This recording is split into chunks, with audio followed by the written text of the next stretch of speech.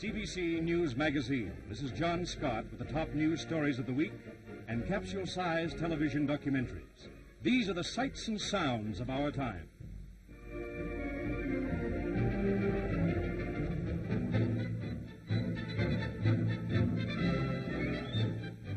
The dateline reads, somewhere in Korea. The date is Korean War, Year 4. Its final year, its final hours. Our cameraman in the Far East, Russell Spur, visited the men of the Princess Pats to see what life is like for them in these final days of war. Here at battalion headquarters is discussed the coming night's operations.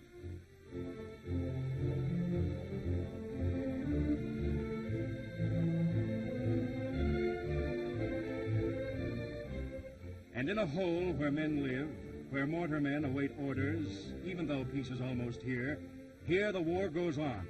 Sergeant Oakley gives the command.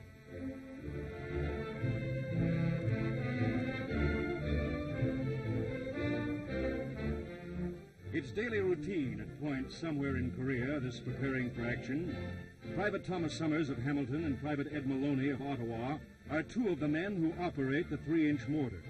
Cameraman correspondent Spur cabled, "Truce talks, Sigmund Rhee, Walter Robinson, talks." Rain or shine, the Canadian troops, like other UN troops, have to carry on. They wait now for the signal. Danger is everywhere. When you travel here with no man's land about you, you're ordered to wear steel helmets. Major McCrae Brown, a British officer assigned to the Canadians, walks, a lonely figure, along a communications trench, and goes into the dugouts, into a forward observation post. He is the man who will give the order. With Sergeant Henry Jones of Montreal, he looks out at the land that he knows well. For here a hill recognizes many masters, with a chunk of earth changing sides with sickening regularity.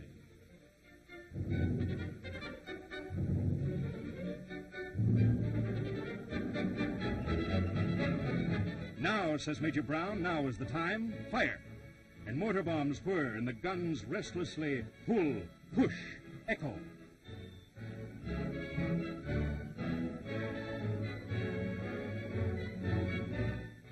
At the observer's post, the accuracy is examined and praised.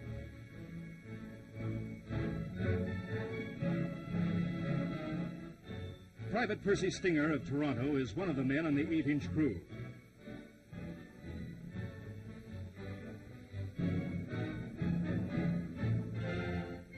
From fighting to resting, this is the camp in late afternoon.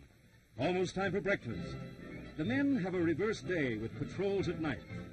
But now a letter home. Home for him is Vancouver. Home for him is Fort William, a spot of tea now.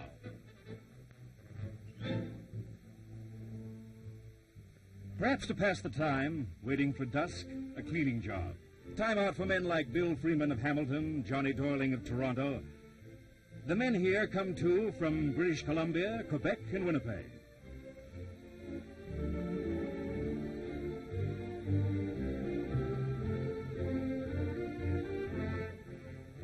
On the tank positions tonight, they're still alert. The gun finger points across the valley where the enemy is or may be. Today, peace hopes are bright, but still at any time the call may come for action in the Korean War, now in Year 4.